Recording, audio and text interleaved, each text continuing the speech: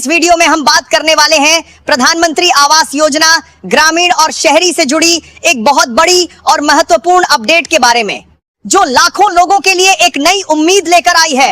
अगर आपने भी इस योजना के तहत आवेदन किया है या आवेदन करने की सोच रहे हैं, तो यह जानकारी आपके लिए बेहद जरूरी है, क्योंकि इसमें हम एक एक स्टेप को आसान भाषा में समझेंगे ताकि आपको कहीं भी कोई परेशानी ना हो।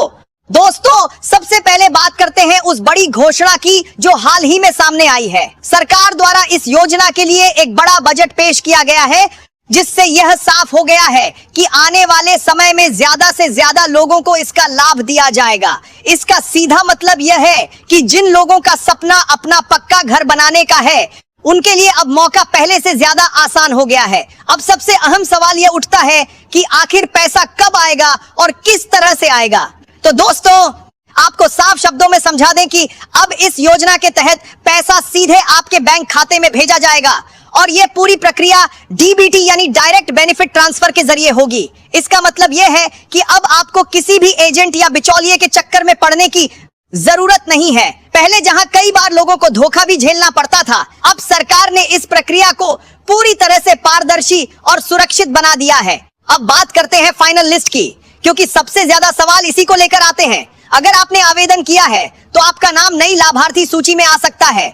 इस सूची को जारी कर दिया गया है और जिन लोगों का नाम इसमें शामिल है, उन्हें ही आगे का लाभ मिलेगा। इसलिए सबसे पहला काम यही है कि आप अपना नाम इस सूची में जरूर चेक करें। अगर आपका नाम इसमें है तो समझ लीजिए कि आपका घर बनने का सपना अब पूरा होने के करीब है।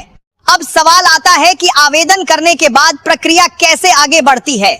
तो दोस्तों, जब आप आवेदन करते हैं, उसके बाद सबसे पहले आपका प्राइमरी वेरिफिकेशन किया जाता है। यह वेरिफिकेशन ग्राम पंचायत, पंचायत समिति, रोजगार सेवक या वार्ड सदस्य द्वारा किया जाता है। इसमें सबसे पहले यह देखा जाता है कि आपका घर कच्चा है या पक्का। अगर आप मिट्टी के घर या झोपड़ी में रहते हैं तो आपको प्राथमिकता दी जाती है। इसके साथ ही आपकी आय की भी जांच की जाती है। यह देखा जाता है कि आपकी सालाना आय एक निश्चित सीमा के अंदर है या नहीं। कई बार अधिकारी आपके घर पर आकर भी जांच करते हैं ताकि यह सुनिश्चित किया जा सके कि आप वास्तव में इस योजना के पात्र हैं या नहीं। अगर इस जांच में सब कुछ सही पाया जाता है तो आपका आवेदन आगे बढ़ा दिया जाता है। इसके बाद आपका नाम ग्राम सभा में भेजा जाता है, जहां गांव के लोग और अधिकारी मिलकर यह तय करते हैं कि आप इस योजना के लिए योग्य हैं या नहीं। यह प्रक्रिया इसलिए रखी गई है ताकि पूरी पारदर्शिता बनी रहे और सही व्यक्ति को ही लाभ मिल सके। अगर यहां से भी आपका चयन हो जाता है तो आपका नाम फाइनल लिस्ट में शामिल कर दिया जाता है। अब जैसे ही आपका नाम फाइनल लिस्ट में आ जाता है, उसके बाद अगला स्टेप होता है जियो टैगिंग। यह एक बहुत महत्वपूर्ण प्रक्रिया है जिसमें आपके घर की लोकेशन को जीपीएस के जरिए रिकॉर्ड किया जाता है। इसमें आपके पुराने घर की फोटो ली जाती है और जहां आप नया घर बनाना चाहते हैं, उस जगह की भी जानकारी दर्ज की जाती है। यह इसलिए जरूरी है ताकि सरकार को यह पता चल सके कि निर्माण सही जगह पर हो रहा है या नहीं। जियो टैगिंग के बाद एक और जरूरी चीज आती है और वह है आपका बैंक अकाउंट। दोस्तों, आपका बैंक अकाउंट आधार से लिंक होना बहुत जरूरी है। अगर आपका बैंक खाता आधार से लिंक नहीं है तो आपका पैसा ट्रांसफर नहीं हो पाएगा। इसके साथ ही आपका मोबाइल नंबर भी अपडेट होना चाहिए ताकि आपको हर जानकारी समय पर मिलती रहे।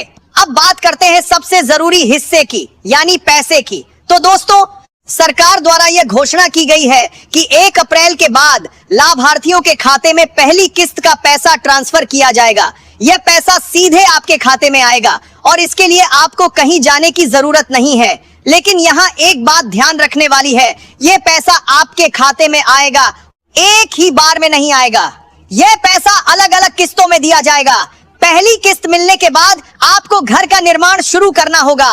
जब आपका निर्माण आगे बढ़ेगा तब उसकी जांच की जाएगी और उसके बाद दूसरी किस्त जारी की जाएगी। इसी तरह तीसरी किस्त भी आपके निर्माण की प्रगति के आधार पर दी जाएगी। इस पूरी प्रक्रिया में सबसे जरूरी बात यह है कि आप कोई भी गलत जानकारी ना दें। अगर आपकी जानकारी में कोई भी गड़बड़ी पाई जाती है तो आपकी फाइल रोक दी जा सकती है और आपका पैसा अटक सकता है। इसलिए हर दस्तावेज सही होना चाहिए और समय पर अपडेट होना चाहिए। अब दोस्तों, यहाँ एक और जरूरी बात समझना जरूरी है कि सरकार ने इस योजना को पूरी तरह से डिजिटल बना दिया है। इसका मतलब यह है कि हर स्टेप ऑनलाइन रिकॉर्ड किया जाता है, चाहे वो वेरिफिकेशन हो, जियो टैगिंग हो या फिर पैसे का ट्रांसफर। सब कुछ डिजिटल सिस्टम के तहत होता है। इससे पारदर्शिता बढ़ती है और भ्रष्टाचार की संभावना कम हो जाती है। कई लोग ये सोचते हैं कि अगर उनका नाम इस बार सूची में नहीं आया तो क्या होगा, तो आपको घबराने की जरूरत नहीं है। अगर आप पात्र हैं और आपके दस्तावेज सही हैं, तो आने वाली सूची में आपका नाम जरूर शामिल हो सकता है। इसके लिए आपको अपने पंचायत या ब्लॉक कार्यालय से संपर्क में रहना चाहिए और समय समय पर जानकारी लेते रहना चाहिए। अंत में दोस्तों, साफ शब्दों में समझ लें कि यह योजना उन लोगों के लिए है जो वास्तव में अपने घर के लिए संघर्ष कर रहे हैं। अगर आप सभी नियमों का पालन करते हैं, सही जानकारी देते हैं और समय पर प्रक्रिया पूरी करते हैं, तो आपको इस योजना का पूरा लाभ जरूर मिलेगा। यह सिर्फ एक योजना नहीं है, बल्कि आपके और आपके परिवार के लिए एक सुरक्षित और बेहतर भविष्य की शुरुआत है। तो दोस्तों, यही थी आज की बड़ी अपडेट। अगर आपको यह जानकारी उपयोगी लगी हो तो वीडियो को लाइक करें, शेयर करें और जुड़े रहें वीएनटी बुलेटिन के साथ।